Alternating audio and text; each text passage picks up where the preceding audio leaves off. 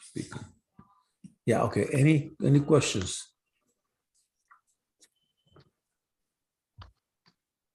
All right. If not, then let me share the screen one more time.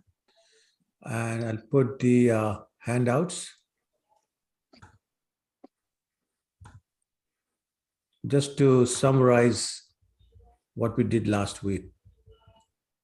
Okay, so the first point, The first point was that if we are looking for sense gratification, sense enjoyment, or liberation, then we cannot become pure devotee. Simple as that.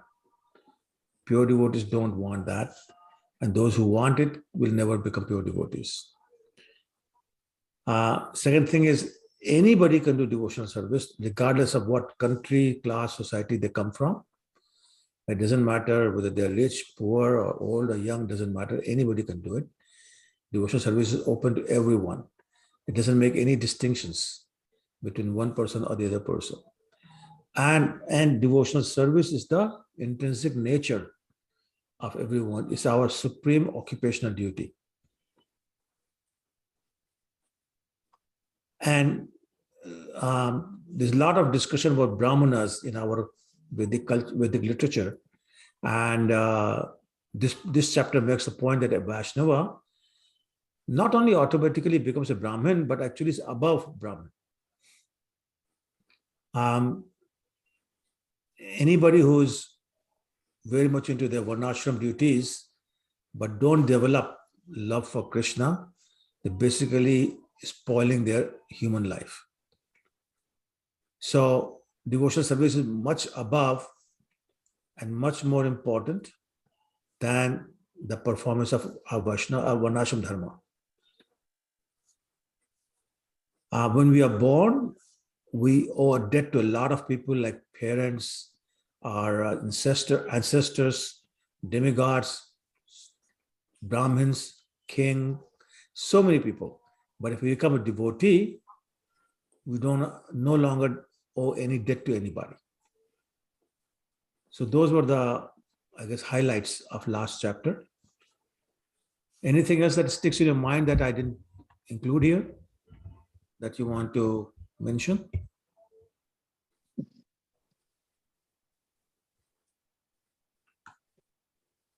Okay, otherwise I can get started with the class. Prabhu, what I really liked in the last class was when in the end you were concluding everything and you said that even in Vrindavan, Krishna was such a loving God that even if he killed so many demons, he never turned it, he always killed them as a Vishnu avatar. He never killed him as Krishna. So Krishna is all accepting, all loving.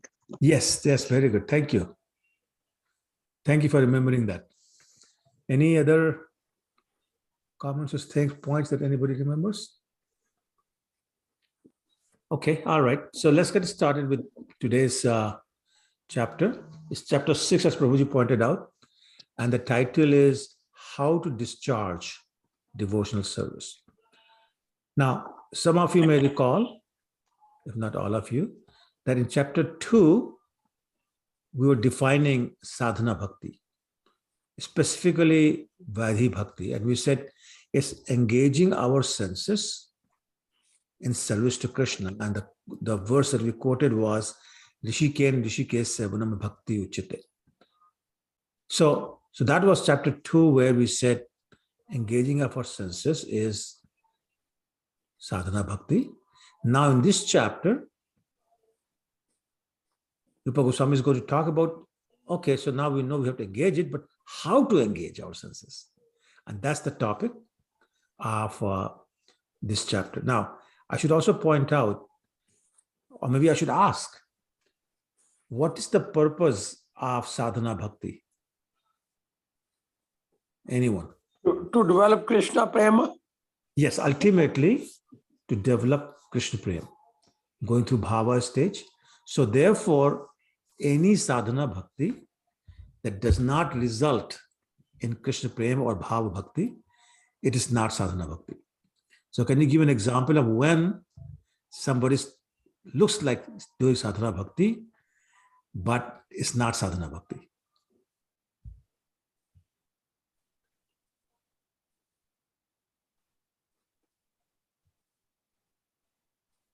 Okay, so if you, sorry, then I try to say something, you're on mute.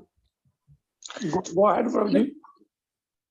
Prabhu, you said which is sadhana bhakti, but it's not actually bhakti. Can you please repeat one more time? Yeah, what looks like somebody's doing sadhana bhakti, but it really is not sadhana bhakti. So asking for an example of Prabhu, when we do something just like somebody is doing a yajna, but they're doing it for the purpose of attaining material gain, perfect. or maybe doing it because they know better Sanskrit. They just want to impress other people around them with their language. Perfect. Very good. So anytime somebody's doing it for some kind of sense gratification, for some personal interest, including desire for liberation, then it's not sadhana bhakti, because sadhana bhakti is defined as engaging our senses in such a way that it would lead to prema bhakti. If you're doing it for your personal sense gratification, it will never lead to. As a matter of fact, devotional service then becomes a material activity. Okay. So we actually spent a fair amount of time last week discussing that point. Okay, all right. So in this chapter, Rupa Goswami is going to list 64 prominent devotional practices. Like rules of the village. Huh. Hare Krishna, Prabhu. Hare Krishna, Mataji. Prabhu, when we do chanting, if you get distracted, that is also not sadhana bhakti, Prabhuji.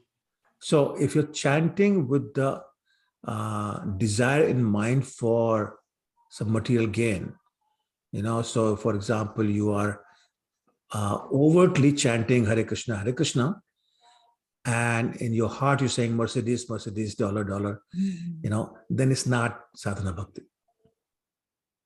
Right? It looks like sadhana bhakti, and that's the point I'm making. It looks like sadhana bhakti because you're chanting. But if in your heart you're thinking dollars and prestige and car and house, then it's not sadhana bhakti. You're looking for something, some personal gain. So the definition is it must lead to Krishna prema. And thinking in your mind, dollar, dollar, Mercedes, Mercedes will not. Okay, does it make sense or? Yes, Prabhuji. For example, Prabhuji, when my son does chanting, he never pay attention. So how that can help him to improve his devotional service? Or Yeah, so that's a problem with all of us. I think pretty well, it's safe to say that all of us have that same problem, that the mind wanders here and there as we are chanting. It's called inattentive chanting. So it's a problem that we all have to work on. However, mind wandering is not the same as desiring something material. And that's the distinction I'm trying to make. If you're chanting and wanting, Krishna, let me win this lottery, Krishna, let me get married, or let my son get married, or let me get a bigger house or a bigger job, then that's not chanting. However, if your mind wanders over to, a problem you had, or wanders over to, something you want to do tomorrow or next week, or you have planned a trip, you're thinking about that, that's not designing something material. That's mind wandering. And there's a difference. Does that make sense? Does the difference make sense? Prabhuji. Yes, Prabhuji. So that's what we are saying. Hare Krishna, Prabhuji. Okay, sure. Hare Krishna. Anybody else? Okay, all right. So then we'll continue. So actually, these 64 limbs of devotional service have been taken from another book called Hari Bhakti Vilas,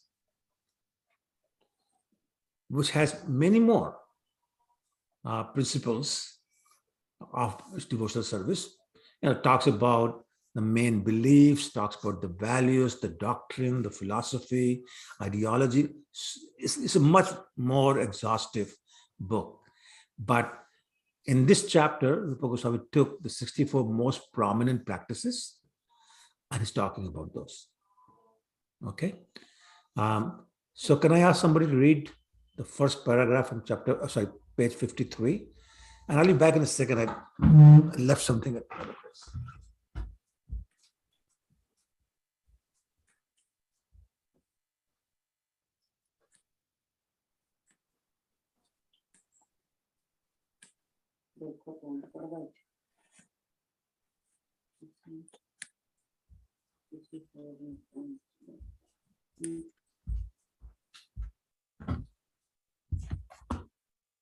I can read, Prabhuji. Go ahead, Prabhu. Yes, of course.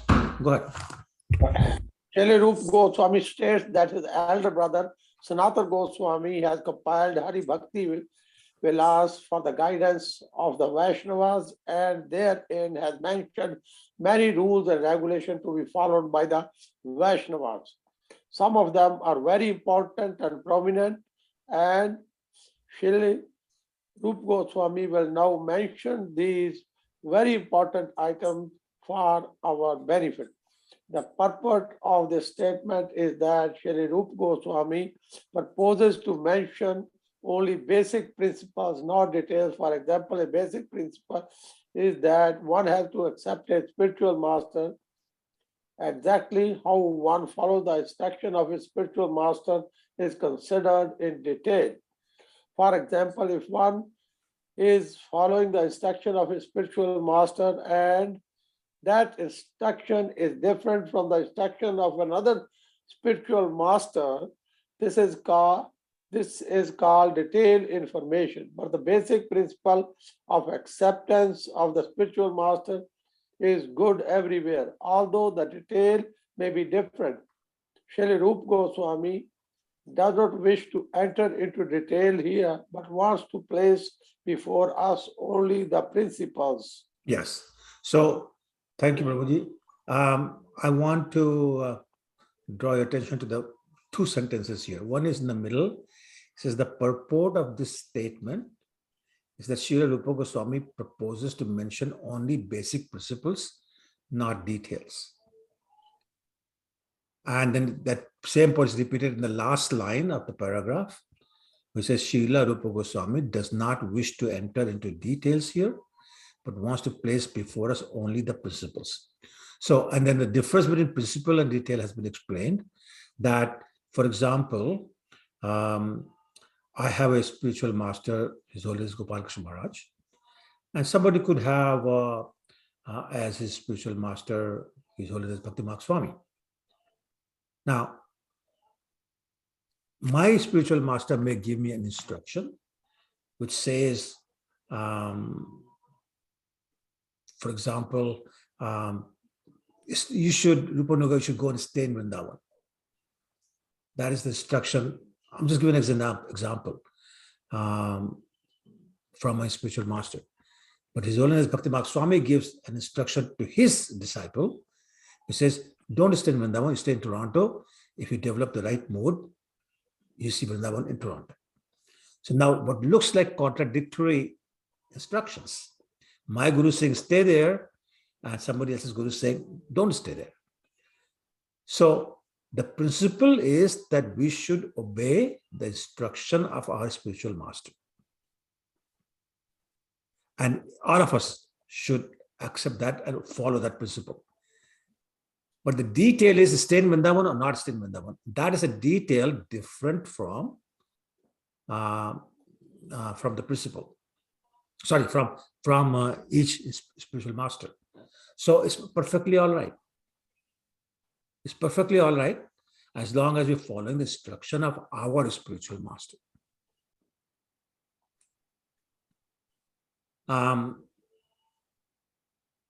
So the detail is whether to live Vrindavan or to not live in Vrindavan. But the principle is obey the instructions of the spiritual master. Right? For example, Lord Chaitanya asked Sanatana Goswami and Rupa Goswami to go and live in Vrindavan permanently. But at the same time, he asked his other devotee, Jagadanan, to stay in Vrindavan only for 3 days and come back. So same spiritual master is giving different instructions. So once again, the principle remains the same. Follow the instructions of a spiritual master. But the detail is to stay there or not stay there, or stay there for only 3 days or permanently. Now, is that clear? Yes, Prabhuji. Okay. Prabhuji, I've got one question. Please go ahead. Okay. I've heard that too in the past, that sometimes they say, my spiritual master said I cannot live in Vrindavan because it's so pure and you can make lots of offenses, right? Mhm. So I've heard that too. So is it true that they say don't live in Vrindavan? So depends upon the spiritual master. And the point being made is that whatever your spiritual master says, you should do. So, and that's the point we're trying to make. Two spiritual masters may have contradictory instructions, but they're contradictory with each other. As far as the disciple is concerned, there's no contradiction. Whatever the spiritual master is saying has to be followed by the disciple. So that's one point. Second point that I think you're trying to make was that, is it so pure that we should not live there? So actually, there's a lot of truth in there. And I can speak for myself. I don't want to speak for anybody else. And I'm not trying to be humble. I'm just being very matter of fact and truthful, that I do have a lot of weaknesses. I do make a lot of offenses. And the offenses, like the pious activities, are multiplied 1,000 times in Vrindavan. So therefore, if I do the same mistakes and same offenses in Vrindavan, it's very risky for me. So my spiritual master said, go there for a short time. And when you go there, make sure you have some service. Because if you don't have service, you'll do nonsense. If you get busy with service, then you will have no time for nonsense. So that's why I typically go only on Kartik time. And I try to stay the whole month, but sometimes less than that. But I don't go otherwise. I certainly will never buy a house and live there because I'm afraid of making mistakes and offenses. Am I addressing your point, Nima Mataji? Yes, Prabhuji, that's very true. I can understand it. But okay, are you going to Kartik this year to Vrindavan? Mother, that's Because I'm going. Oh, good. So that's my plan. If Krishna allows me, I will go there. Okay, it's my first time too. So let's meet there. I hope so. Yeah, that'll be great.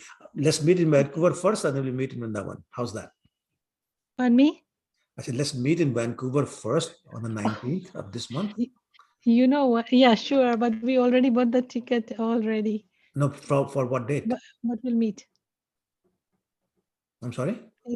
I said we already bought the tickets, Wonderful. but we'll meet. Yeah, Oh, that's you. great. Yeah, thank you. Hare Krishna. Hare Krishna. Anybody else? Okay, all right. Let's go to the second paragraph, which starts to list these 64 limbs. Now, again, I want to point out that the items are only listed. There's no detail provided in this chapter. Some of these details will be provided in the next chapter, chapter 7, but this was basically listed. So I will explain a little bit, each of these points, because remember 64, even if we take 1.5 minutes each, that'll be 1.5 hours right there. So we'll try to be very brief, and so we can finish the chapter, but the details will come in the next chapter. However, if anybody has questions, as always, just interrupt and ask. Okay. Now, so it starts with, the second paragraph. It starts with the first 10 of the 64 items. And actually the first 10 explain where the devotional service really starts. And they explain what's known as pravritti, which means things we should do, vidhi, like the do's. And the next 10 in the paragraph after will explain what's called nivritti, which is what we should not do, nished. So, Haribol, can you please everyone, Ashok Krishna, can you please keep everyone on mute? Thank you, Prabhu. Okay, so the first 20 talk about the do's and the don'ts of devotional service. Okay, and the point is not doing what's a do and doing what's a don't will become an obstacle in our devotional service. And that's what they call vidhi and nished, do's and the don'ts. So don't do the don'ts, do the do's. And I kind of remember when I was in grade 4, I think, there was a very famous poem in those days. And it said, Daat mein ungli nitakar nitakar, which meant brush every day. Brush your teeth every day. And then it said, Naak mein ungli matakar matakar, which means don't put your finger in your nose. And for whatever reason, although I read this in grade 4, but I still remember this sticks with me. But that's the thing about do's and don'ts. Do brush your teeth, don't put your finger in your nose. If that makes it any clearer. Okay, all right. So then the second paragraph on this page talks about things that are vidhi, like do's. Would somebody like to read the second paragraph on page 53? Want me to read, Prabhuji? Please go ahead, yes. He mentions the basic principles as follows. 1. Accepting the shelter of the lotus feet of a bona fide spiritual master. 2. Becoming initiated by the spiritual master and learning how to discharge devotional service. 3. Obeying the orders of the spiritual master with faith and devotion. 4. Following in the footsteps of great acharyas, teachers, under the direction of the spiritual master. 5. Inquiring from the spiritual master how to advance in Krishna consciousness. 6. Being prepared to give up anything material for the satisfaction of Supreme Personality of Godhead, Shri Krishna. This means that when we are engaged in the devotional service of Krishna, we must be prepared to give up something which we may not like to give up. And also we have to accept something which we may not like to accept. 7. Residing in a sacred place of pilgrimage like Dwarka or Vrindavan. 8. Accepting only what is necessary or dealing with the material world only as far as necessary.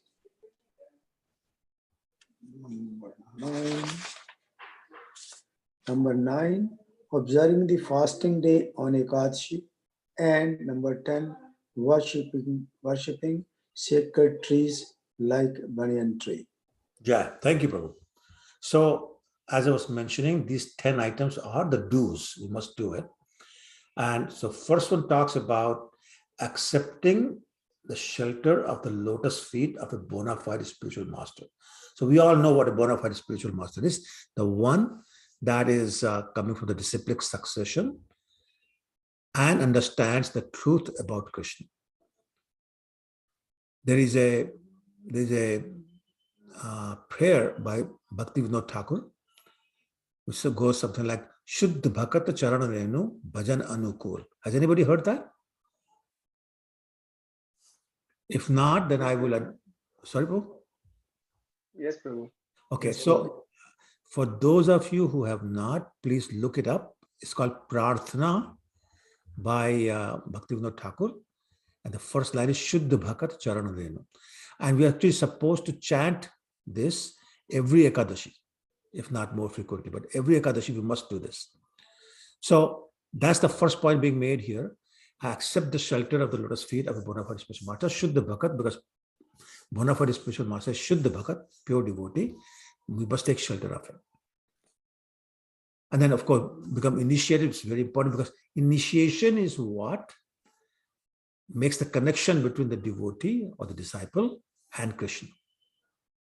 Otherwise, there's no connection. You can chant all you want, the connection will not be made.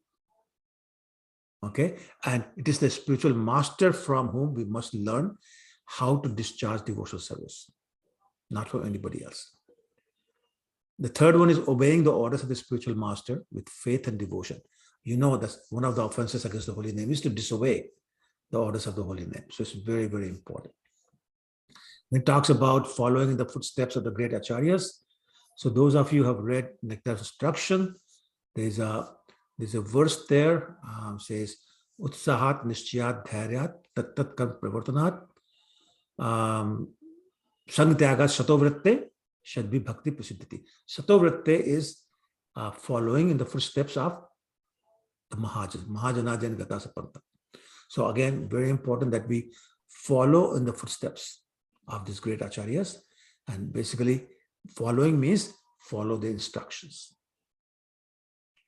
We should be prepared to give up anything material for the satisfaction of the Lord. Okay. Number 7 is reside in the sacred place of pilgrimage like Dwarka or Vrindavan.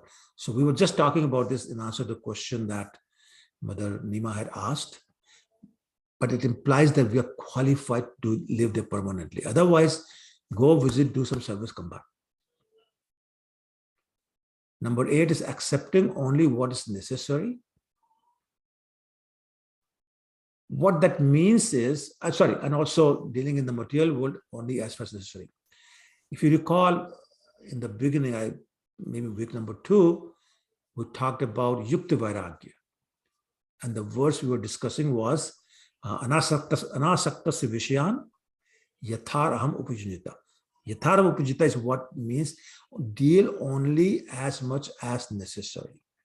So, for example, I was working for this company, and people said, if you don't go for a drink after work, if you don't invite your clients for lunch, if you don't invite your boss for lunch and all that, you will never go up the ladder. And I said, I'm going to follow this Yukti Vairagya thing. I need to deal with them when I need to deal with them, only for the issues that are work related. And I'm not going for a drink with them. I'm not inviting them for lunch. I'm not inviting them home. And then let Krishna take care of it. And I didn't, and Krishna took care of this. So that's the point. Okay. Observing the fasting day on Ekadashi. So again, the same prayer that I was talking about by Bhaktivinoda Thakur, the second stanza says, Madhava Tithi Bhakati Janani Jatane Palan Kari. That Ekadashi is also known as Madhav Tithi, the day of Krishna. So Jatane Palan Kari means with great endeavor, we should follow that Ekadashi, because it is the mother of devotional service. It gives us the devotional service. And there are different rules for following Ekadashi, but at a minimum is fasting from grains. Typically, or rather ideally, should be every Ekadashi should be Nirjala Ekadashi, no water, no food, nothing. And chant all the day, all the time on that day. Now I know it's not practical, so concession has been made. But even with that, as much as possible. So for example, don't eat outside food.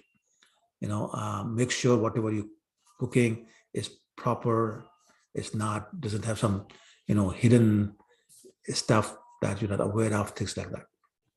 And finally, worshipping the sacred trees like banyan tree. And of course, what is the sacred tree that we all worship? Tulsi Tulsi, absolutely, yes. So that's another one. So anyway, the point is actually, if you read the next paragraph, it says the 10 pravritti items are preliminary necessities for beginning the discharge of devotional service in regulative principles.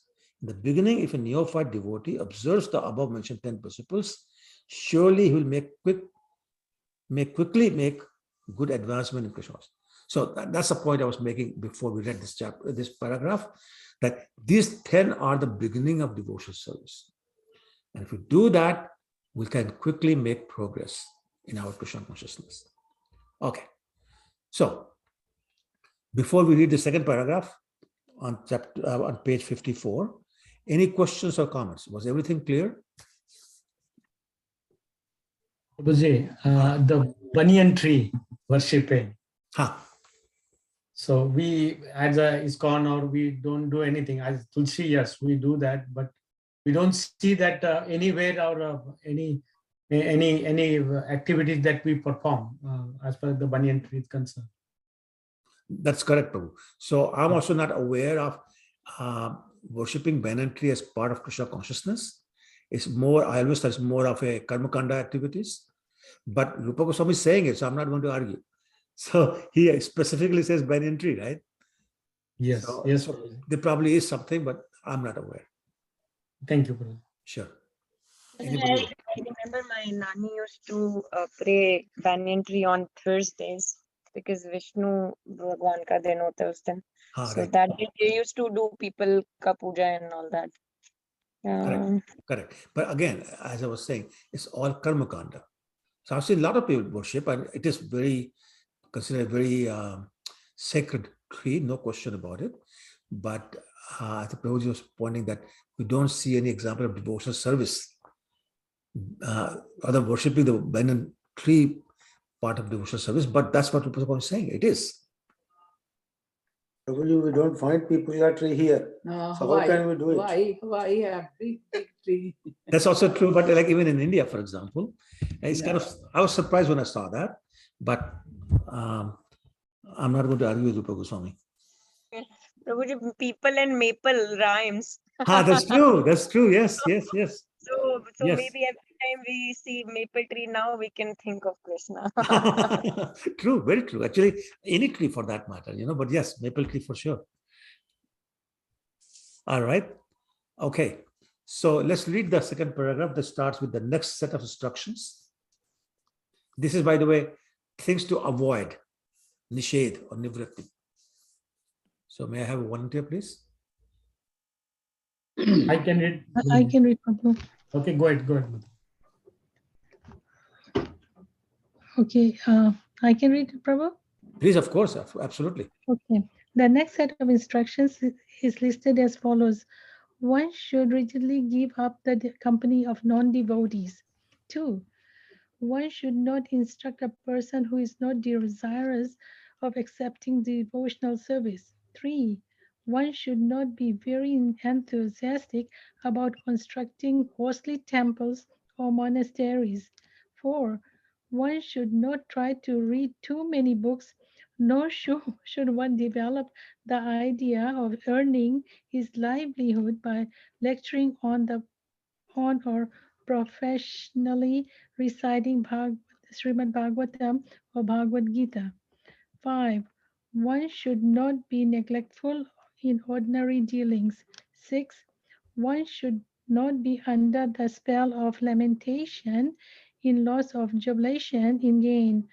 Number 7, 1 should not disrespect the demigods. Number 8, 1 should not give unnecessary trouble to any living entity. 9, 1 should carefully avoid the various offenses in chanting the holy name of the Lord or in worshiping the deity in the temple. 10, 1 should be very intolerant towards the blasphemy of the Supreme Personality of Godhead, Krishna, for his devotees. Thank you. So, as I said, these are the don'ts that we must follow. The first one says, rigidly give up the company of non-devotees. So Lord Chaitanya said the same thing. Asata Sangha Tyaga, a Vaishnava Achara. A Vaishnava must give up the association of worldly people. And the verse that I quoted from that instruction a few minutes ago, that says Sangha Tyaga, which is same thing. Give up the association of worldly people. Second point is, one should not instruct a person who is not desirous of accepting devotional service. So if you remember the 9th offense, the holy name, not preach to the faithless. Same thing. Somebody who doesn't want to get in there, somebody who has no faith, don't waste your time. Just because all they would do is blaspheme Krishna and the scriptures, and even hearing that is offensive, so just walk away. Let them win. And don't become too enthusiastic about constructing temples and all that. That doesn't mean don't give donation for construction of a temple. That doesn't mean that if you have the means to construct a temple, you don't do that. It doesn't mean that. It's just that it should not be a priority. Preaching Krishna consciousness is more important than opening a temple. Okay. Next one says, number 4, one should not try to read too many books. That includes internet, and all sorts of other nonsense. Just stick to Srila Prabhupada's books. He's given us enough for the next 10,000 years. He's given us enough that really there's no knowledge that we need to have outside of his books. Number 5 says, don't be neglectful in ordinary dealing. So, put the necessary effort. Don't get too happy. Don't be too sad for things go wrong. Basically be equipoised.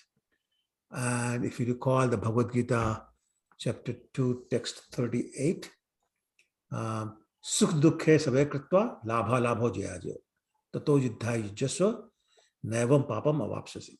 So Krishna says to Arjun that in happiness and in misery, gain and loss, be equipoised and do your battle.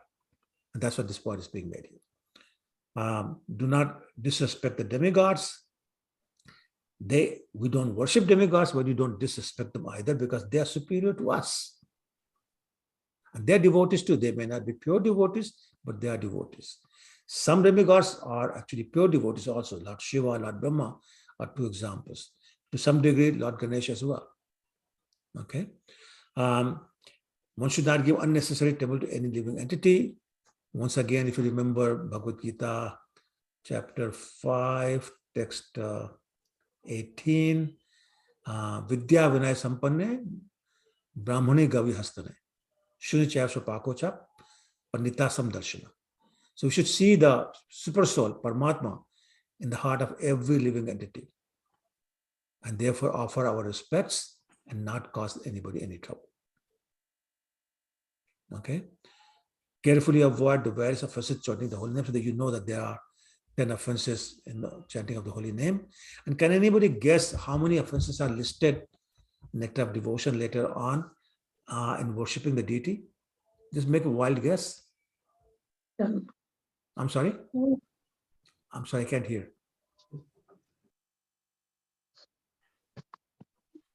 Pick a number. 10. So did you say 10? Yeah, Okay. I think All right. so. No, that's okay. I just couldn't hear properly. Okay, 10 is one guess. Anybody else? 64. So there's 64 offenses against the deity worship. And so we'll discuss them later on. They also discussed in 7th canto when Srila Prabhupada talks about Shravanam Kirtanam verse. So anyway, some of them are scary, by the way. But anyway, that's what they are. And so we should be very aware of those. Okay. One should be very intolerant toward the blasphemy of the Supreme Personality of Godhead or his devotees. So offense number 1 is what I thought of, but we were talking about this a few minutes ago. Don't tolerate the blasphemy of the Lord or his devotees. I actually once quit a WhatsApp group of my old IIT classmates because they kept blaspheming Krishna and the literatures. I said, I can't take it anymore. Either you stop or I'm gone. They didn't stop, so I'm no longer part of that group. And we have to be very, very strict about that, because hearing the blasphemy is almost the same level as doing the blasphemy. And that's why an earlier instruction was, don't preach to the faithless, because they will blaspheme. Don't preach to the person who shows no interest in devotional service. Just walk away. If they're arguing, let them win, walk away. Okay? So any questions on that paragraph? Prabhu, I've got one question. Please go Can ahead. I ask this? Of course you Okay, okay. I'm not initiated right now because I'm still neophyte. So anyways, all are. I'm in the beginning stage. But I have seen some senior devotees. They blaspheme other devotees. Like I have seen with my own, like I've heard from my own ears, and I cannot believe it. So sometimes I just think, oh, should I get initiated or not? And is this true or not? But I really heard, like even older people, ladies, they blaspheme the other ladies. Like in my temple in Vancouver, I've heard it. It's everywhere, mother. And that's because a majority of us so-called devotees are not devotees. We are aspiring. You call yourself neophytes, we are all neophytes. We have all the same issues, sometimes more. So don't let that discourage you. You're responsible for yourself, not for anybody else. Let them make the offenses. You just walk away when they start doing that, and you get your initiation. Thank you. Any other question or comments?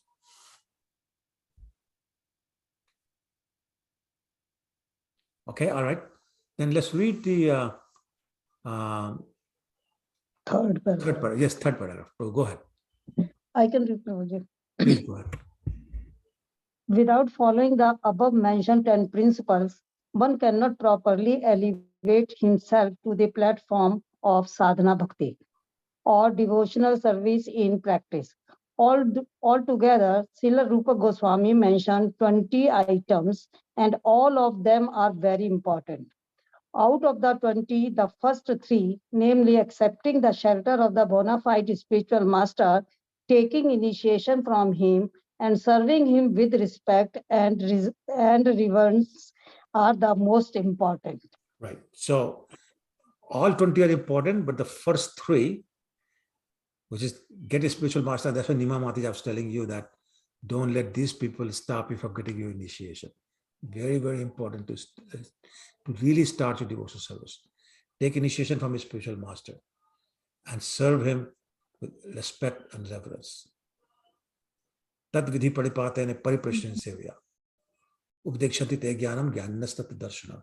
Chapter 4, text 34 says, go to a spiritual master and very humbly, submissively ask questions and offer your respects and reverence to that spiritual master.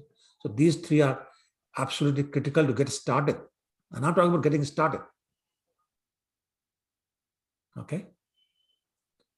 Now in the next paragraph, we talk about, Rupa Goswami talks about what we said this chapter is about, which is how to engage our senses. So somebody wants to read the next paragraph, the next important items? Can I read, Prabhu? Of course you can. The next important items are as follows. One should decorate the body with tilaka, which is the sign of the Vaishnavas. The idea is that as soon as a person sees these marks on the body of the Vaishnava, he will immediately remember Krishna. Lord Chaitanya said that a Vaishnava is he who, when seen, reminds one of Krishna. Therefore, it is essential that a Vaishnava mark his body with tilaka to remind others of Krishna. Yeah, please hold for a second. Yes. So basically the point being made here is that a Vaishnava must understand that his body is a temple. And the temple must be decorated, but decorated with the signs of a Vaishnava. So every sampradaya has a different kind of tilak. Ours is known as urdhva punda, which means vertical. It's like a narrow U. And so that's the one, as opposed to 3 horizontal lines or a V, or different sampradayas have different. That's the one that we use. The idea is that, and of course, there are 12 parts of the body where we mark these tilaks. Certainly the others are not visible, but the one on forehead is most visible. And the idea is that we remind other people of Krishna, right? So the tilak actually becomes like a uniform. I would say Vaishnava uniform, you can say. Just like a policeman, a military person, they have a uniform. And you see a person in a police uniform or a military uniform, and right away you know, this is a policeman, this is a This is a army person. You don't think that's his janitor. Or the janitor have their own uniform, right? In most places anyway. And then you see, oh, this is a policeman. He's got this authority. They got this position. Automatically, just the uniform reminds you. So similarly, a Vaishnava's uniformed tilak should remind other people of Krishna and the position of Krishna, Vaishnava, a servant of Krishna. Okay? Because, second point is that when we dress up like that with tilak, then we feel a sense of responsibility that we must behave properly. So Mataji is pointing out that, devotees there with tilak and everything and blaspheming like anything. That's not proper behavior. A Vaishnava should remember that. Similarly, put tilak on and all that and put kurta and dhoti, probably you not go to a club and get drunk. Because that's not the proper behavior for a Vaishnava. Right? And we become very conscious of how to behave in public. And we don't want to give negative impression to other people. And, as much as possible, behave like a gentleman. As Prabhupada used to word gentleman. Be a gentleman. Right? Okay. Any questions on that before we go to number 2? Prabhuji, I have a question. Go ahead. How important it is? I know it's important to put tilak, obviously, but on the whole, all the 12 parts of the body, is it necessary to do it every day, or is it just, if you just put on forehead or on the kant, is that enough for every day? No, it should be all 12 parts. All 12 parts. 12 okay. Parts. Because that's the proper way to decorate. Okay. Now, unless you're in a huge rush, then you want to put on the forehead, but that's not recommended, because that means, I'm not talking about you, but that could mean that I just want to show that I got tilak on. Right. Okay. But that's not the idea. The idea is, it's a temple, you're decorating it. So decorate it properly. Yes. Otherwise, like you go to the temple, you clean the doorway, and then the rest of the temple is dirty. Half work done. Not even half. Not even half. Not even half. Okay. Okay, makes sense. Thank you. Sure. So let's go to number 2. Yes. Krishna Prabhu. Hare Krishna. Prabhu, can neophyte devotees also can put tilak, Prabhu? Yes, everyone can. Kantimala. Kantimala, yes. So there are some rules like, and I'm not 100% clear on that, so I could be wrong, but as far as I understand, not initiated devotees should put only 1 round. Initiated should put 3 rounds. Okay. And what about non-devotees, Prabhu? Then they can put non-devotees, if they're eating meat and all that, is not recommended. But if you're not non-devotee in the sense that you don't practice, but you're not eating meat, you're not drinking wine or whatever, then it's okay. Now, some people will tell you it's okay regardless. So this could be something controversial, but I don't feel comfortable recommending anybody who's I know eating meat and drinking alcohol that they can wear the Kantimala. And chanting is okay though, right, Prabhuji? Chanting is okay whenever, whoever you are. That's whoever. That's what the last chapter was. That the last whole chapter was about that. Yeah. It doesn't matter who you are. You could be remember, Lord Chaitanya told Jagai Madhai. Yeah. You start chanting. Now, who can be worse sinner than them? Prabhuji, question.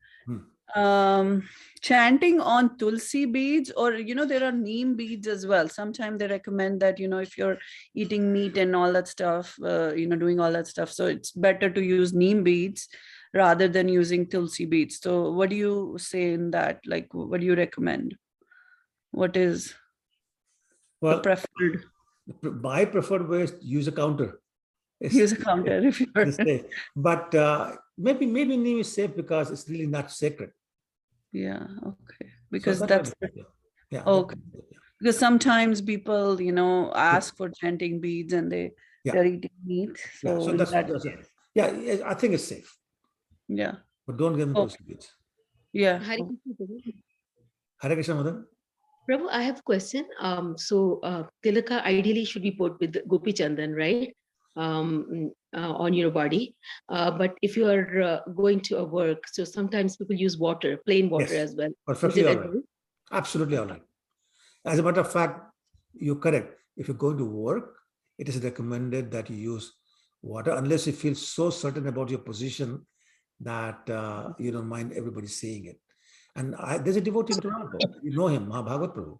Yeah. He doesn't care. He goes and wears tilak every day and goes to work, and he's fine. Prabhuji, once you start wearing them, people start accepting you with them. People say, Right. people with You're hijab, right. I tilak at my work. I mean, like they ask, which is wonderful because then I have an opportunity to talk about it. Absolutely. Absolutely right. Yes. And Now, you don't wear it, you feel incomplete. It's like it's something is missing on your face. You're absolutely right. You're such a pakka devotee. Really, that's wonderful. Very nice. No, Prabhuji, I have seen actually there are people from Swami Narayan, their society. They are always wearing that tilak. Like doesn't matter where they are. Like I've seen on their business cards and everywhere. Like they're just wearing that tilak. That's And right. then we should not be. We should be just wearing it. I'm just saying it, but we should be. I mean, if you in sure, some yeah. places you're okay. I guess it So, depends. for example, if you're in a vendor environment where you're meeting the clients and all that, and the clients that object, might then be it becomes difficult. But if you're working for a place where, for example, government or a school, we're not dealing so much with outsiders. Yeah, I guess with the clients and stuff. Yeah, if you're not conscious, go ahead, wear it. Like You're Nana right. is saying, she's wearing it. That's wonderful. Rupa and Prabhu, I heard just one thing and it really stick to my heart. And the way it was explained in one of the lecture, I was listening to Amarendra Prabhu, and he was saying that, just imagine that in a U, one side of your tilak is Krishna and one side of your tilak is Radharani, and where they meet is in Vrindavan. So Tulsi is there. You'll see, So yeah. putting a dham on your head every day, how will you think something wrong? You carry that feeling of dham with you, and ever since then, I'm like, there you go.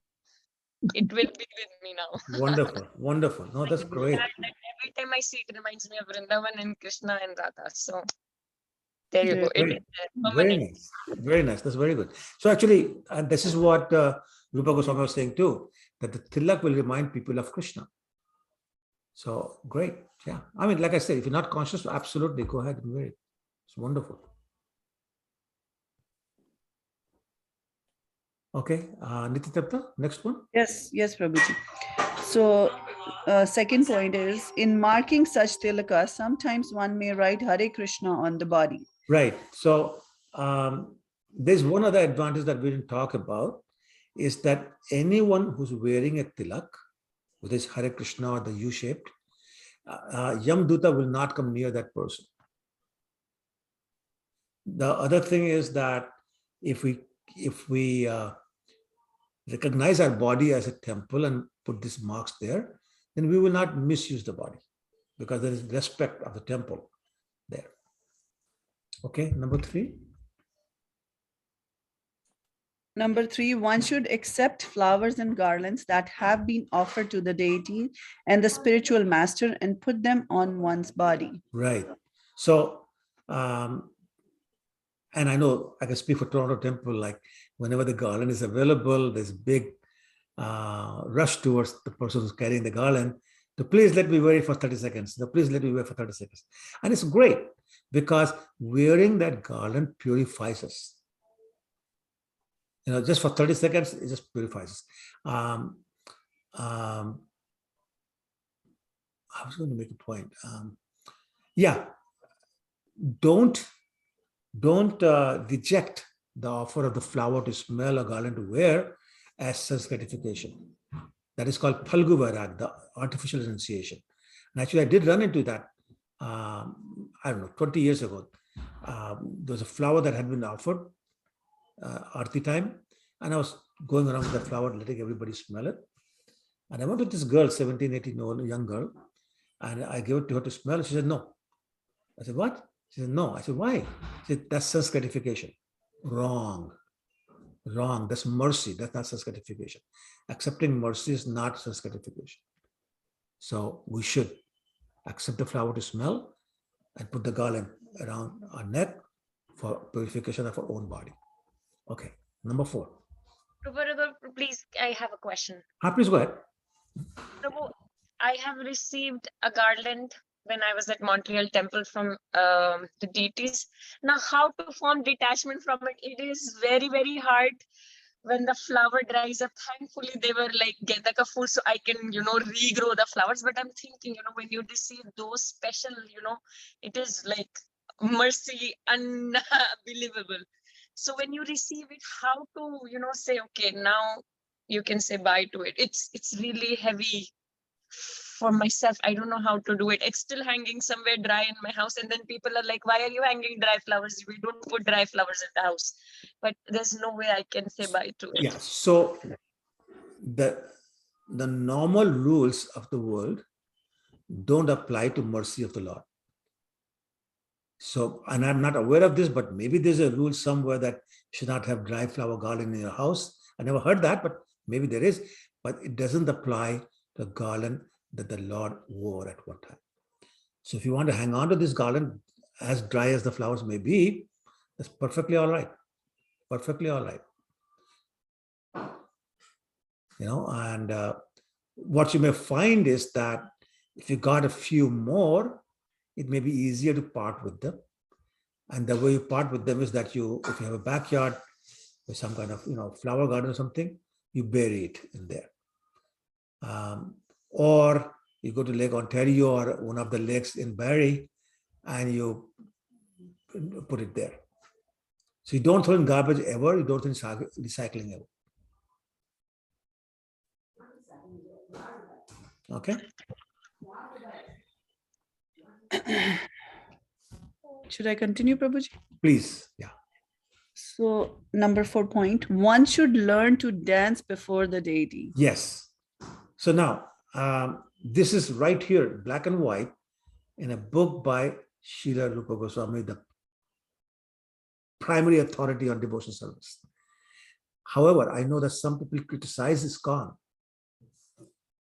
for dancing in front of the deities.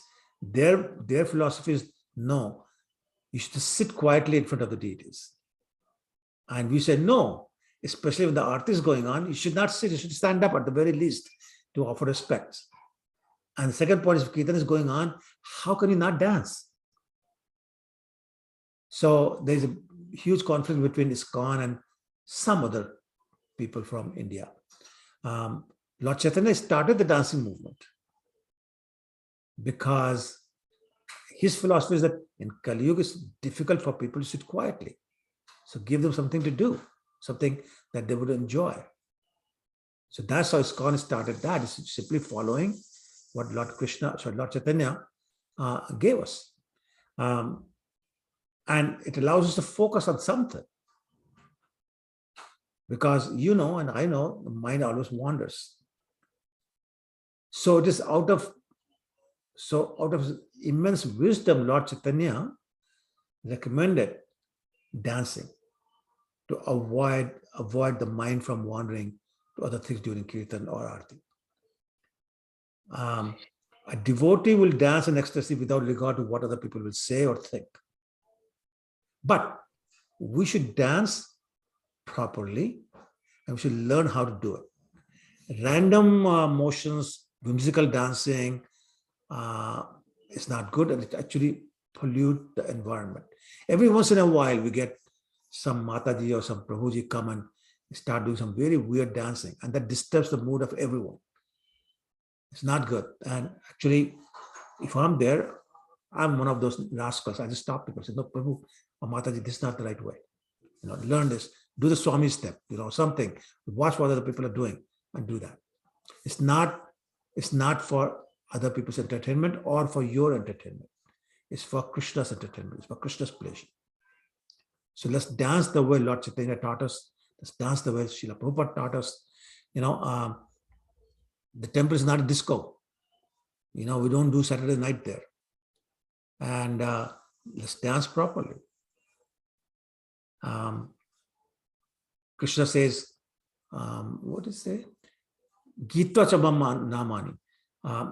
Person who chants my name, I become his slave. So here's Krishna ready to become your slave and start dancing whimsical. Not good, not acceptable.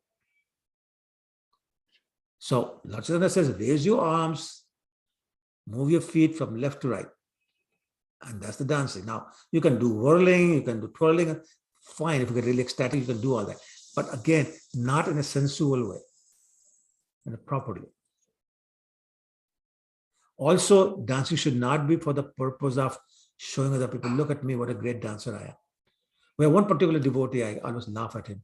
In a temple, when he dances, he's looking at everybody else. Is everyone appreciating me? Are they looking at me? How well I'm dancing?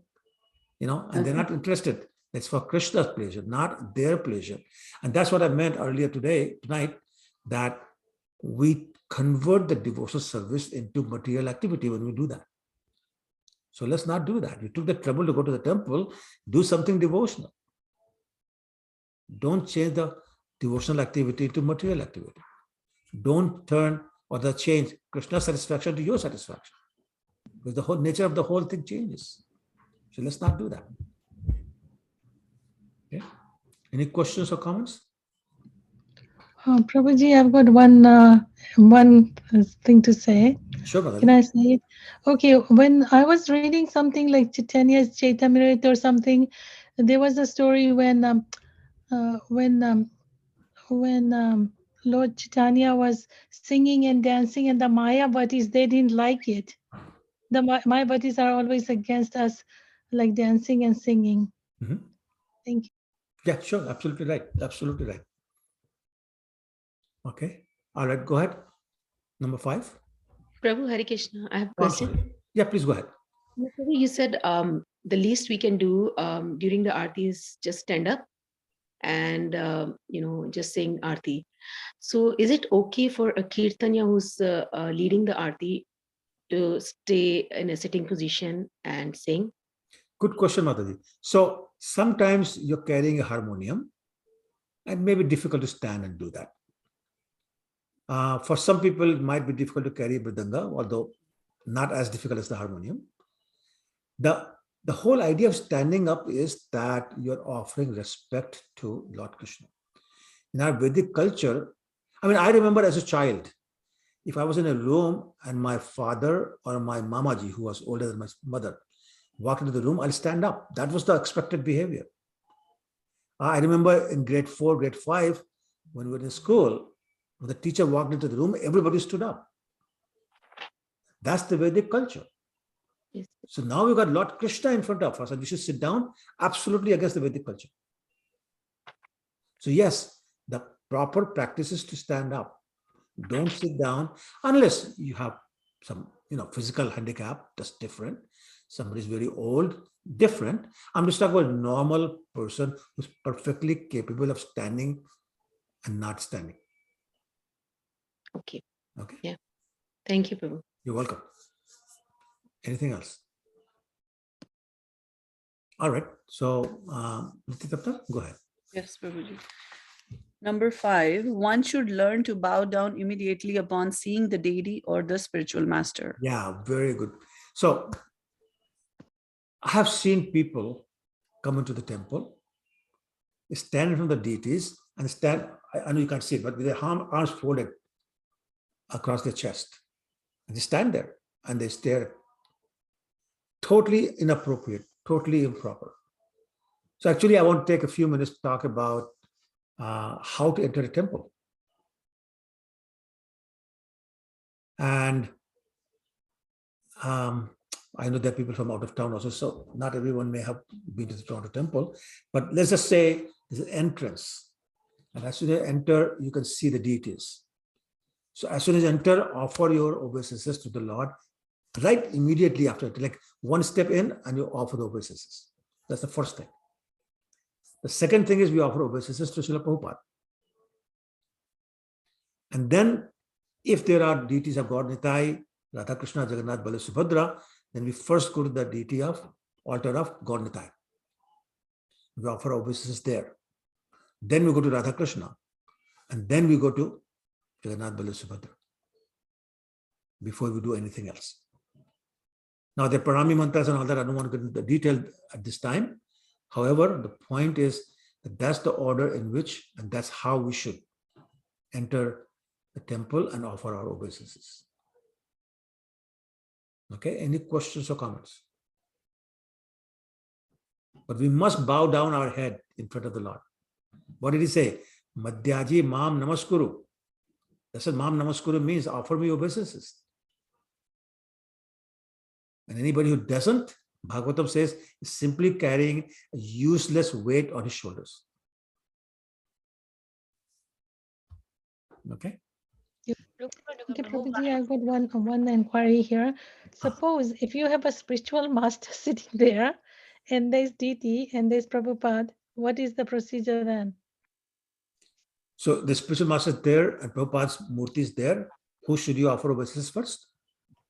Guru Probably Maharaj. Deity first? No, I'm just asking, is that the question?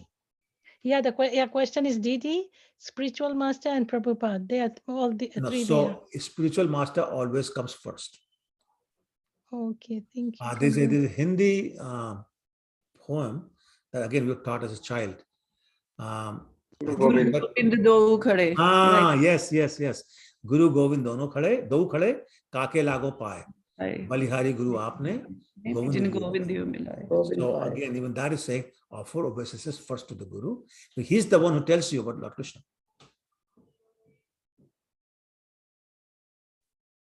Okay. Okay, Nityananda, please go ahead. Yes, Prabhuji. So number 6, as soon as one visits a temple of Lord Krishna, one must stand up. So we talked about that. Okay, number 7. When the deity is being born for a stroll in the street, a devotee should immediately follow the procession. In this connection, it may be noted that in India, especially in Vishnu temples, the system is that apart from the big deity who is permanently situated in the main area of the temple, there is a set of smaller deities which are taken in procession in the evening. Should I continue or? Yes, go ahead. Let's finish.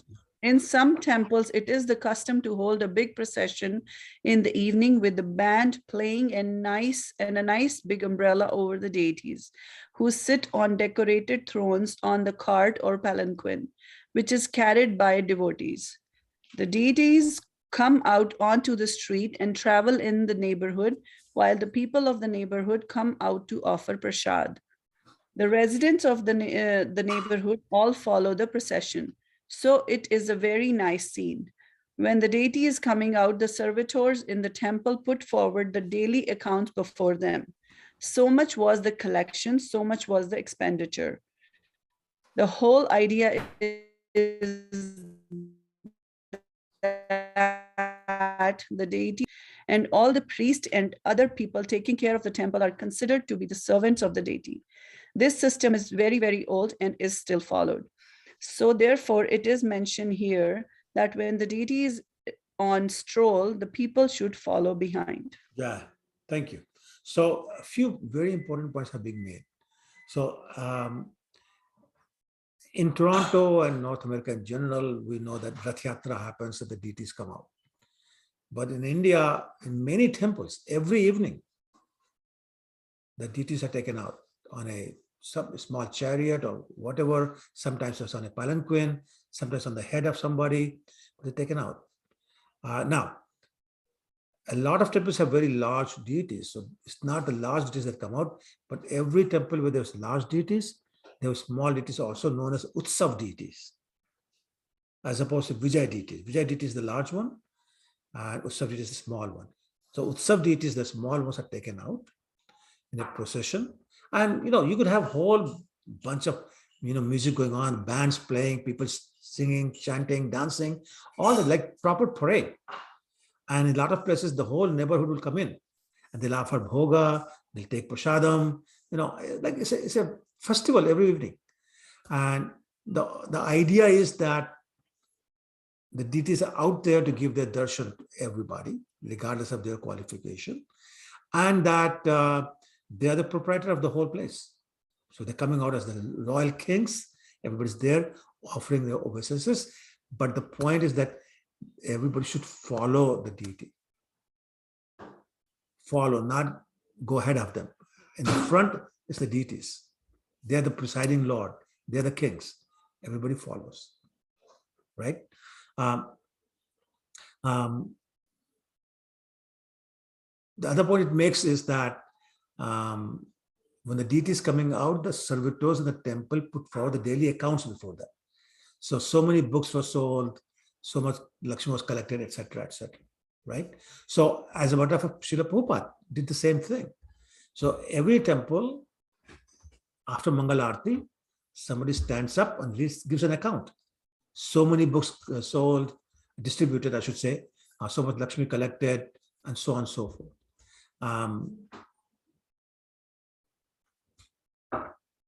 Again, going back to Rath Yatra, is the Lord's wish to come out and not always be stuck in the temple. I mean, he wants out.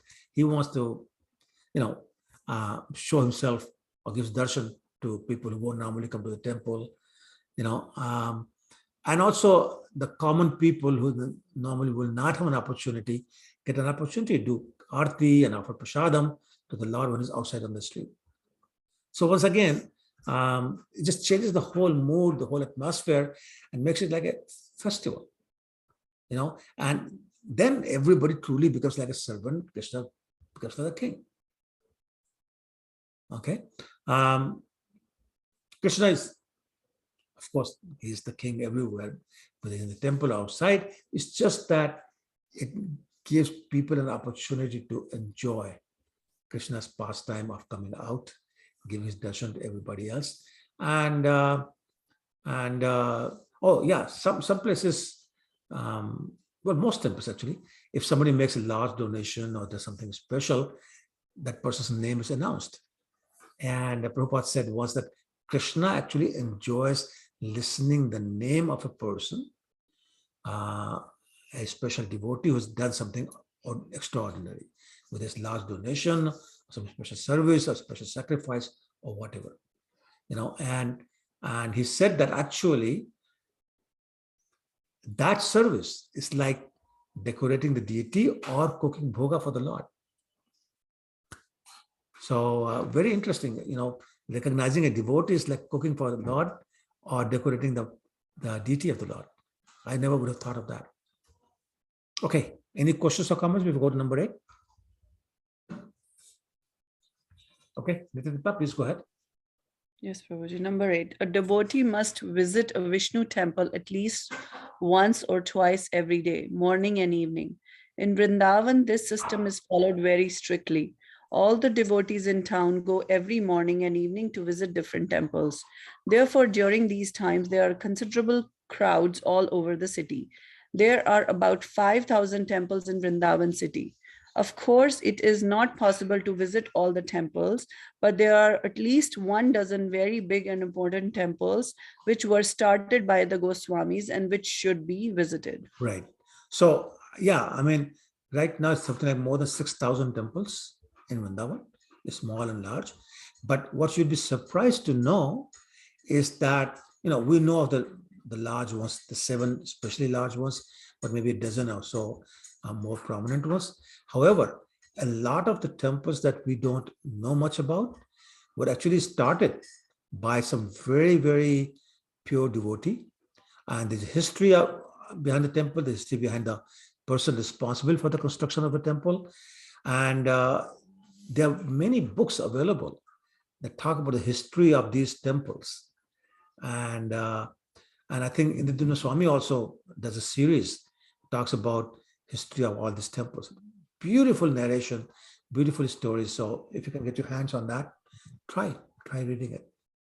It's not just the more prominent ones. A lot of them have amazing, amazing stories.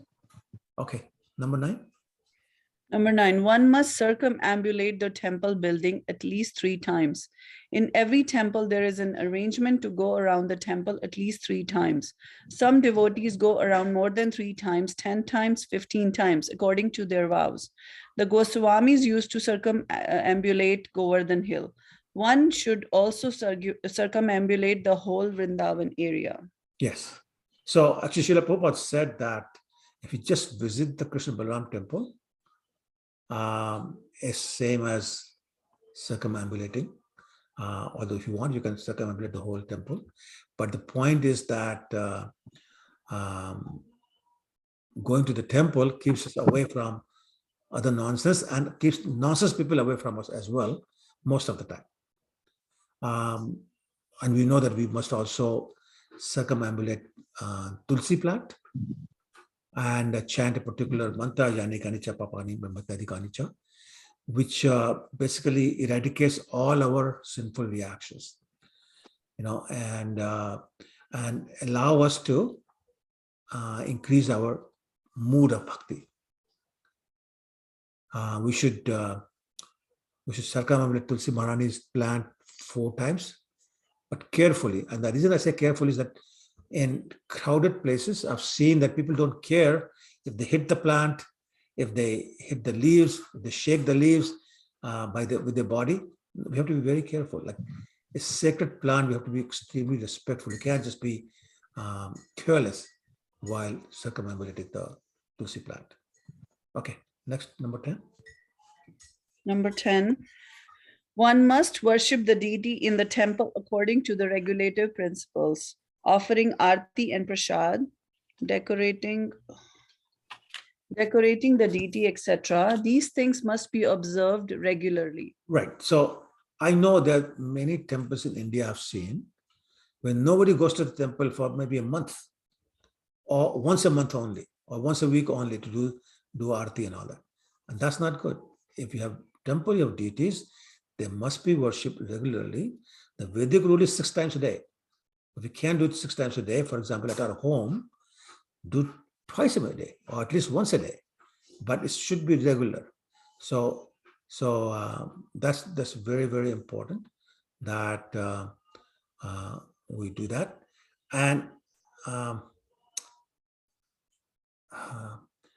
yeah, make some standards, whatever that is. It doesn't have to be the temple standard, but whatever that is. So for example, if you cannot do Mangal Arati before 8 a.m., fine. But then don't make 8 a.m. to 10 a.m. whimsically. Make it at 8 a.m. And Krishna really appreciates it. I have to share a personal story. My mother used to offer jalebi. In Lucknow, jalebi is very popular. And so she used to offer jalebi every day, every morning. And one day she said, like after 20 years of doing that, one day she said to herself, Radharani must be bored because every morning I'm giving her jalebi. Maybe I should do something else today. So she offered not jalebi, but something else.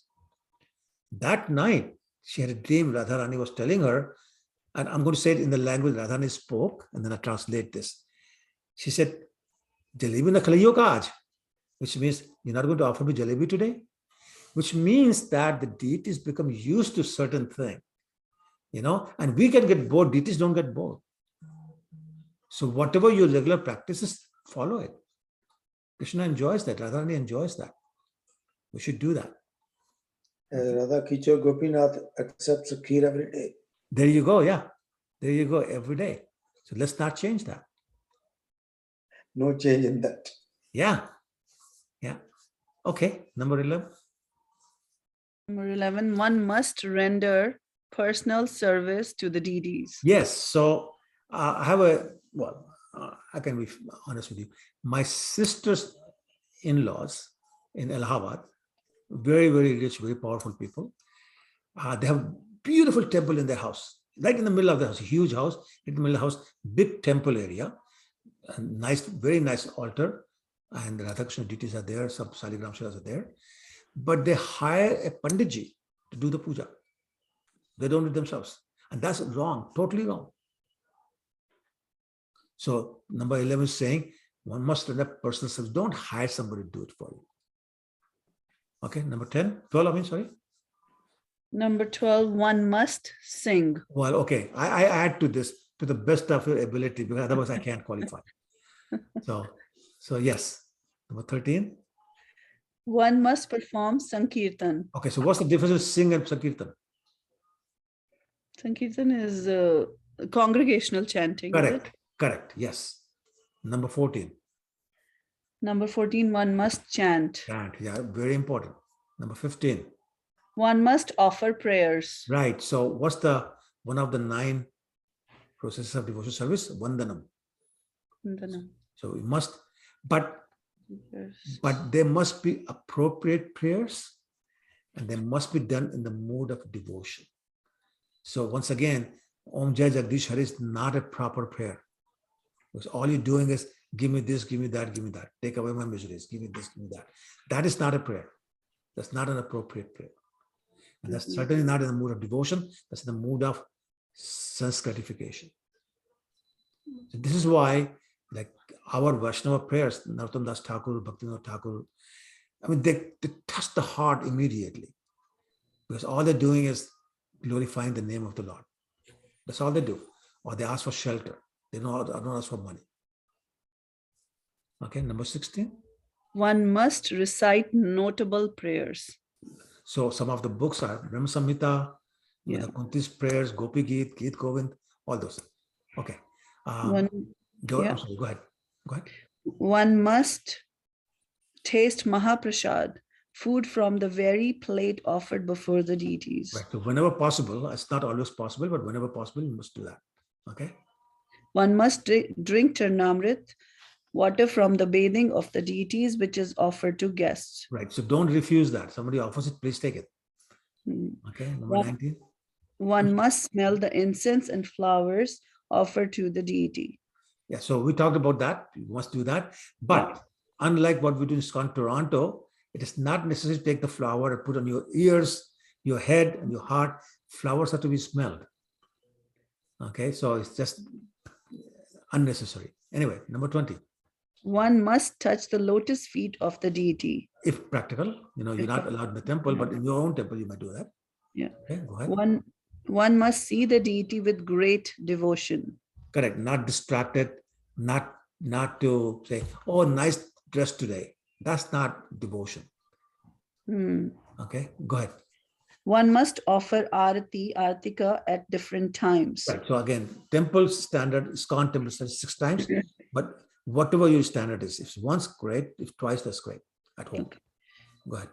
One must hear about the Lord and his pastimes from Srimad Bhagavatam, Bhagavad Gita, and similar books. Yeah, Nityam Bhagavat Sevaya. Lord Chaitanya also said, one of the 5 major limbs, we'll talk about it later on, is read Srimad Bhagavatam, Bhagavad Gita every day. Okay, 24. One must pray to the deity for his mercy.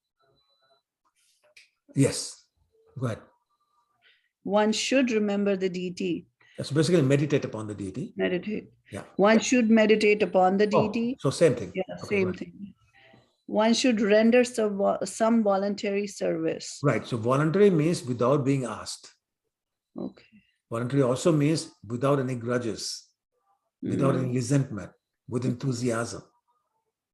A lot of times people do service, but they're missing all this.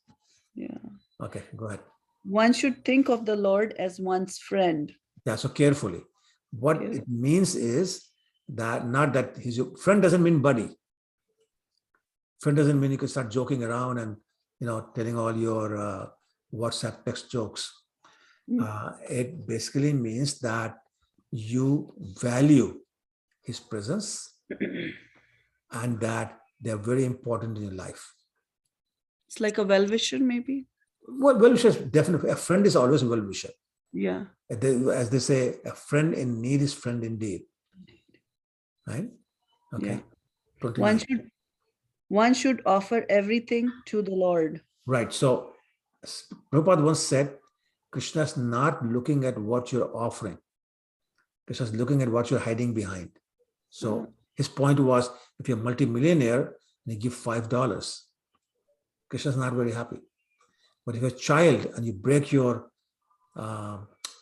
piggy bank, thank you, and you give $3 in loose change, he's ecstatic. Krishna is ecstatic. That's all you had. Yeah. Okay, go ahead. One should offer a favorite article such as food or a garment. Yeah, so it's a favorite article, not something you want to get rid of. One should take all kinds of risks and perform all endeavors for Krishna's benefit. So you just think about all the risks Srila Prabhupada took. I know of a number of devotees in Toronto who have come back and told me they got slapped by somebody on the street for trying to distribute books, but they don't stop going. I know a number of devotees who basically don't eat all day. and still distribute books there. There's a devotee in Toronto, or it is used to be, he would go to bars and distribute books at the risk of being thrown out or yelled at or harassed. But you go to the bars and distribute books. Yeah. Okay, go ahead. In every condition, one should be a surrendered soul. Yes. Which means I'll follow all the instructions of Krishna. I'll do what Krishna wants me to do. And you know, the real meaning of the word surrender is sur-under.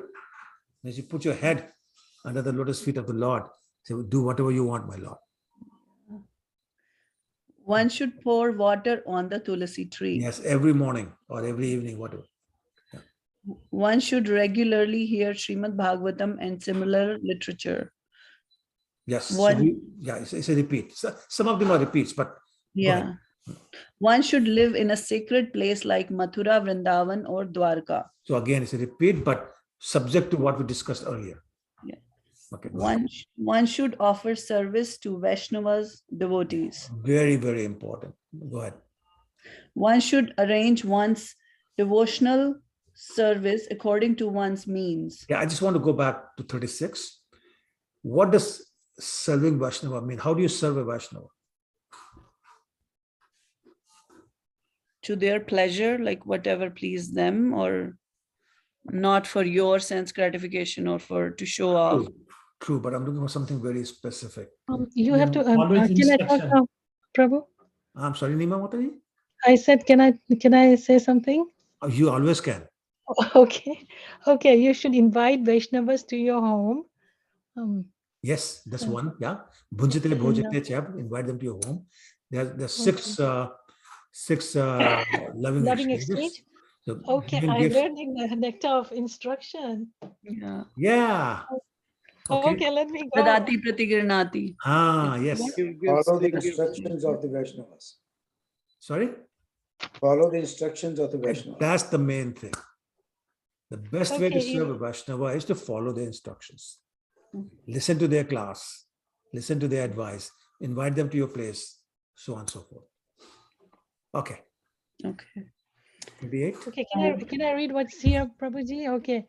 Offering gifts in charity, accepting charitable gifts, revealing one's mind in confidence, inquiring confidentially, accepting prasadam and offering prasadam are the 6 symptoms of the love shared by one devotee to another. Very well. Exactly right. Exactly. Okay, it's the Nectar of Instruction. Okay. Yes, thank you. Okay, number 38. 37.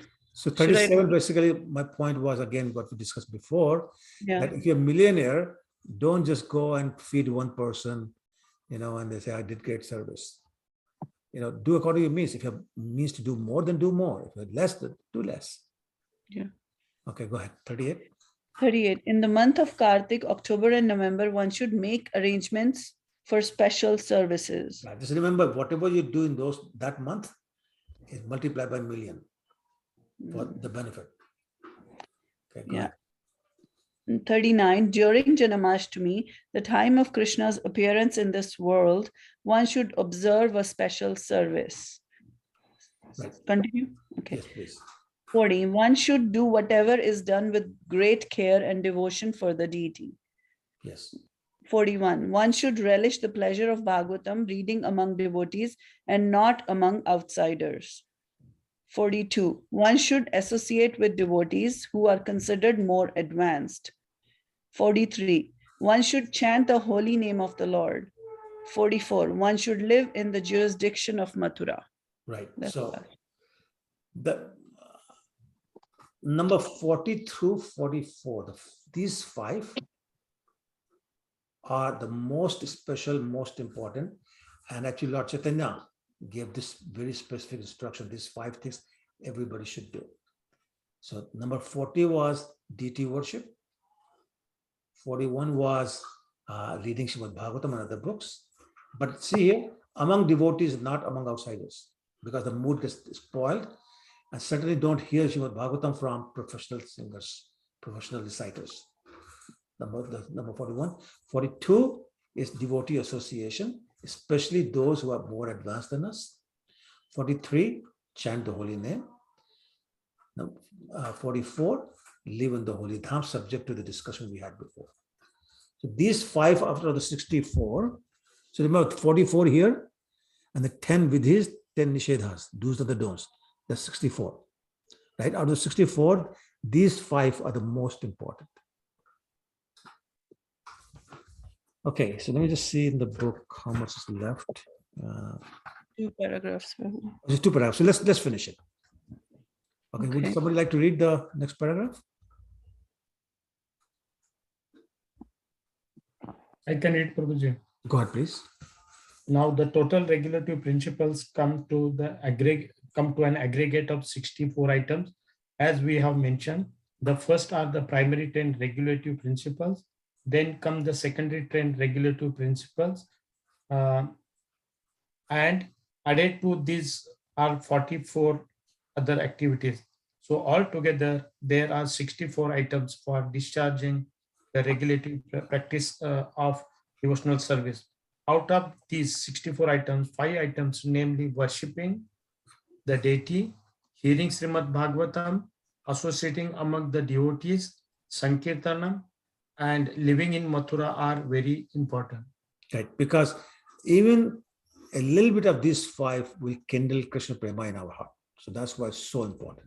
Okay, let's quickly finish the last paragraph. Somebody else? I can read. Go ahead, Mati. The 64 items of devotional service should include all our activities of body, mind, and speech, as stated in the beginning of the regulative principle of devotional service enjoys that all of our senses must be employed in the service of the Lord. Exactly how they can be thus employed is described in the above 64 items. Now, Srila Rupa Goswami will give evidence from different scriptures supporting the authenticity of many of these points. Yeah, right. So that'll be chapter 7. So, but the main sentence here is, where did it go? That all our senses must be employed in the service of the Lord. That's the main point. And again, that's been the theme throughout the definition of devotional service. Is the engagement of our senses in the service of the master of the senses, which is Lord Krishna. Okay, that's the end of the chapter. Any questions, comments? Prabhuji, I may be purely speculating, but the banyan tree, is it the reference that is in the chapter 15.1 about the inverted banyan tree that is like that's been there? No, that's an imaginary tree. Okay. And to describe the material world. But here we talk about the tree that we can see, feel, and touch. Okay, but it's called the banyan tree there as well, right? Or is it just? Yes, no, it's called banyan tree there also. Because the shape Lord Krishna is describing is the same as banyan tree, except it's upside down. And for the flowers that are offered to the devotees and we receive, can we like to put them at the end, like when they decompose, can we put them in the Tulsi plant or? So the flowers? Yeah, the flowers. If you want to dispose, the best way to dispose them off is put them in your backyard. Okay. Or if you have a garden there, or throw them in the river or lake or whatever, some body of water. That's the best way. Thank you. Sure.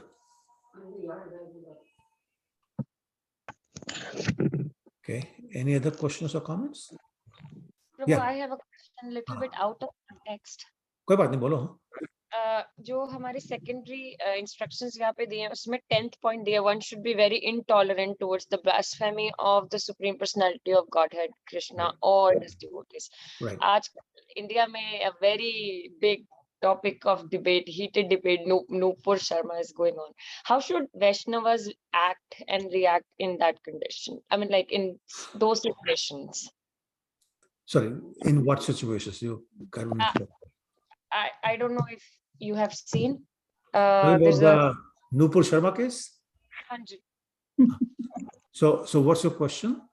So my question is how a Vaishnava should react. Like, I wish we should support such things, like, because social media has such a big, influence over the people these days. Like, people follow each other.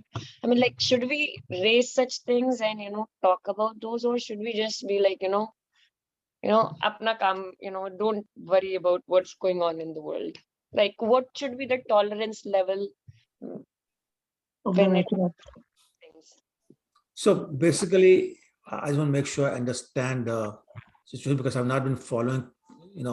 I'm one of those people who read the headlines to know what's going on, but I don't go into under the surface to know the details. So my understanding is that she made some statements against Muslims, and there's some lot of ruckus and noise being made, and that some action should be taken against her. And some countries, Muslim countries, have protested to the government of India. That's how I understand it. I don't know more details. Your question is, as a Vaishnava, how should we react to that situation, correct? Yeah, so basically, we should know what's happening without getting into the detail. And certainly not get emotional about this or any more involved than just knowing what's going on. Because remember, these are all politics, these are all theater, these are all for show, and there's no substance behind it. So as a Vaishnava, know what's happening, but that's it. And get back to your devotional service, which is much better, and your family and your other job, whatever that is. And that's it. Just it's interesting information, but it ends there. Pure politics, Prabhuji, as you said. It's pure politics. Yes, pure politics. It really is. And BJP has already suspended her. Bilkul. But I was listening to the debate, not because I was interested. I don't watch those things, but it's going on so much now. And I'm like, you need to know what happened. So get to know that basically there was so much question happening against Sanatan. Then all she said is, should Hindus be doing this as well? And she quoted some of their, a quote from Quran. And she said, here it said that Prophet Muhammad, he got married to a girl who was only 6 years old, and then he had the relationship with her when she was 9-year-old. बोलना नीचे से बहुत बगाती है यार 10 minute से एक नुपुर शर्मा क्यों भैया हमें क्यों करना है Nana Mataji, please mute yourself. Yes, thank you. Nana, go ahead, sorry. Yeah, so I was just thinking, Prabhu, it's like, sometimes it also becomes a issue around, awareness too. Like, it's like, I feel like in past we had that Bangladesh event happen for ESCON, then also we were, it's like, it is good to stay quiet, but for how many times can you stay quiet? Yeah, so I think there are two different situations though. Bangladesh situation is very different from this Nupur Sharma situation. Nupur Sharma basically made a statement, as you said, and the Muslims are very intolerant, and all this fuss starts to happen. They can do whatever they want, but don't say anything against their religion or their book. So in one way, there's a nice lesson for us. We should be just as intolerant. Actually, the Vedic rule is that you should chop off the head of the person who's blaspheming Krishna, the scriptures, or the devotees of Krishna. That's the Vedic rule. However, we don't recommend we follow that in today's world because the local state laws that we must follow. So the recommendation is just walk away. The question then is how much you should tolerate and how often, how frequently. Well, the point is these people are not in our control. They won't listen to us. And if we fight, that's what they want. And then they'll start a fight and all sorts of other nonsense will happen. So it is better to leave the politics to the politicians. And we perform our devotional service and offer our prayers to these politicians that maybe one day the consciousness will be cleansed and they will do the right things. Because by fighting or by reading more or by writing letters or WhatsApp texts, it's not going to solve any problem. So instead of wasting our time, let's spend our time in doing a little more service for the Lord, maybe a few more rounds or whatever, and let Krishna. Krishna is watching everything. Sometimes we forget that Krishna is watching. Krishna has his justice system, which never fails, and he will do justice to these people. So let's just be patient and let Krishna do his thing. I know it's hard. It's very hard sometimes, but the alternative is worse. After reading Mahabharata, the conclusion I got is either you support the right thing, and when you're not supporting the right thing, that means automatically you're supporting something that's not right. Yeah, there's truth in that. But again, at the Mahabharata time, they had an option to fight and kill. You and I don't have that option. So we have to look at what are our options and what's the best option we can take. So the recommendation comes, don't waste your time. Walk away because you're not going to fix it. Let's fix what we can fix. Certainly sitting here in Barrie, you're not going to fix the problem that's happening in Delhi. Yeah. Right? So don't waste too much of your time. A little bit is fine because we should be aware. Vaishnavism doesn't mean ignorance of worldly things. You should be aware of what's happening. But don't get too excited, get trapped in the quagmire of all this, because it's just a game for these people. We'll take it seriously, but for them it's just a game. And then 2 days later, they'll move on to something else. Right? And there's never a time when there's nothing happening. Some nonsense is happening somewhere all the time. Absolutely. Thank you, bro. You're welcome. Anything else? Anyone? Prabhuji, Hare Krishna. Sunana Mataji, how are you? Good, Prabhuji. How are you? Sorry, Prabhu, I'm most of the times without my face there. Not video on. I'm sorry about that. No, don't worry. It's fine. I mean, So, everyone has a family, and sometimes the kids will run in. yes. So, Prabhuji, that's what you mentioned. I was hearing something today, and in that it was mentioned, right, that Krishna says that people usually forget that when they have that false ego, that enviness in their heart, and they're doing wrong things, they don't.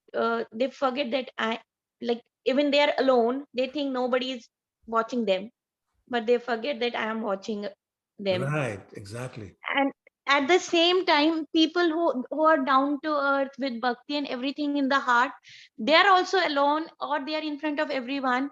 They never show that, right? They always remain humble, and that time also they also forget that I am watching them also. Correct. Like, yes, so it's Correct. like so positive both the sides. Like Krishna is watching them, those who think they are doing wrong, and them as well, those who are doing right. Correct.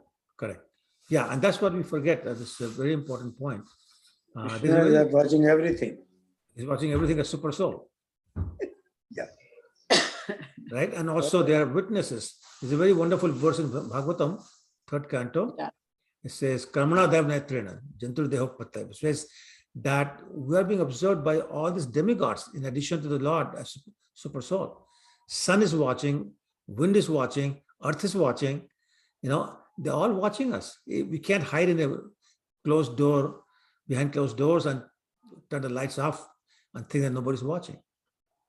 But all these people are still watching, and the record is being made, and there will be consequences whether we like it or not. And Prabhuji, doing right when nobody is watching you is like, doing the right thing when nobody is watching.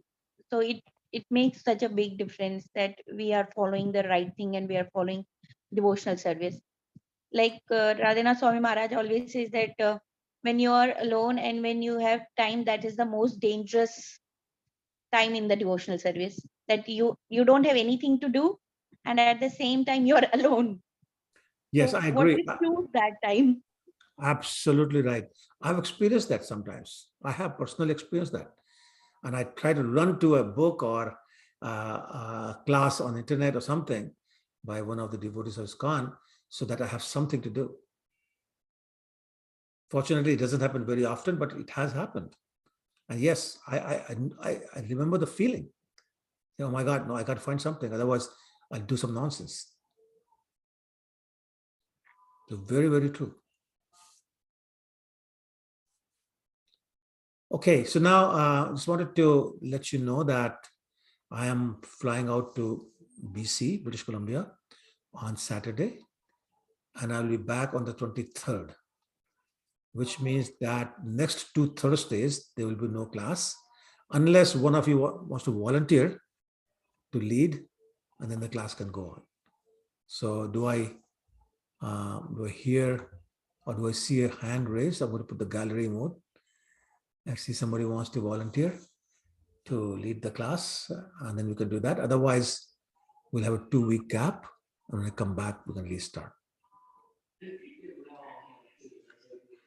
When to come back, then start. Sorry, please mute yourself unless you're talking to me. Okay, hold on. Okay, now just unmute and speak whoever wants to. Prabhuji, it would be very difficult.